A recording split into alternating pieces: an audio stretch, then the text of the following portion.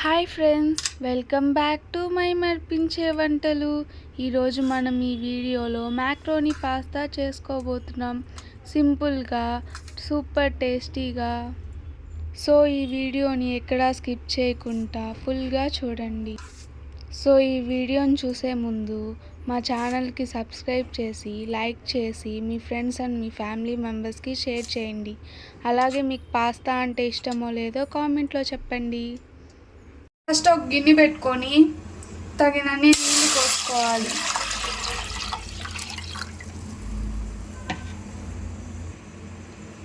తర్వాత తగినంత సాల్ట్ వేసుకోవాలి.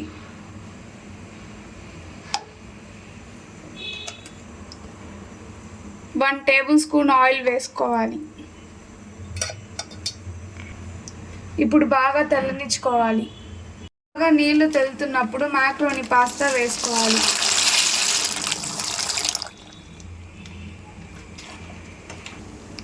మరీ ఎక్కువ ఉడికించుకోకూడదు, కొంచెం సాఫ్ట్గా ఉడికించుకోవాలి. ఉడికిందని ఎలా తెలుసుకోవాలంటే లైట్గా కలర్ చేంజ్ అవుతుంది. ఈ విధంగా సాఫ్ట్గా ఉడికించుకోవాలి.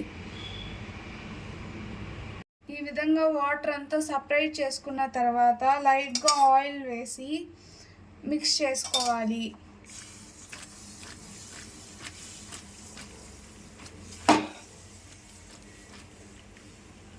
పాస్తా పక్కన పెట్టుకొని వేరే బాండలు పెట్టుకొని ఆయిల్ వేసుకోవాలి.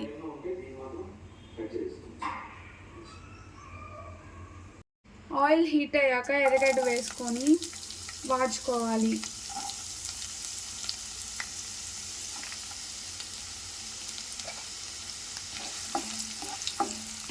ఎర్రగడ్డ వాడిన తర్వాత ఒక మీడియం సైజ్ టమాటో వేసుకోవాలి.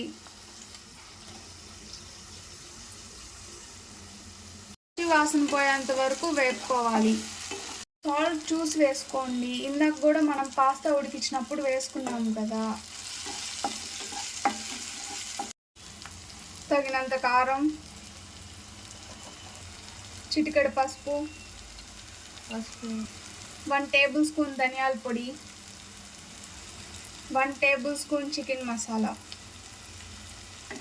ఇప్పుడు ఇవంతా బాగా మిక్స్ చేసుకోవాలి.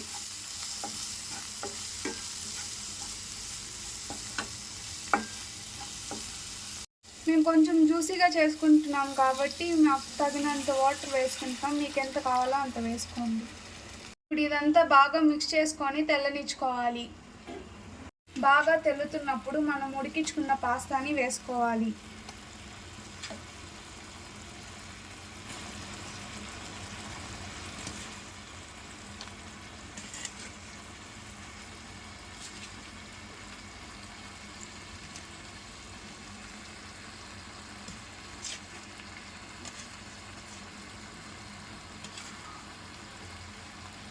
పాస్తా ముద్దగా అయిపోకుండా జాగ్రత్తగా కలుపుకోవాలి.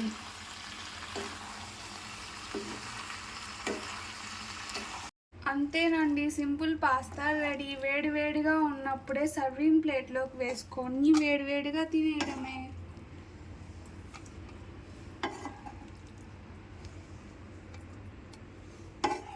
గ్యాస్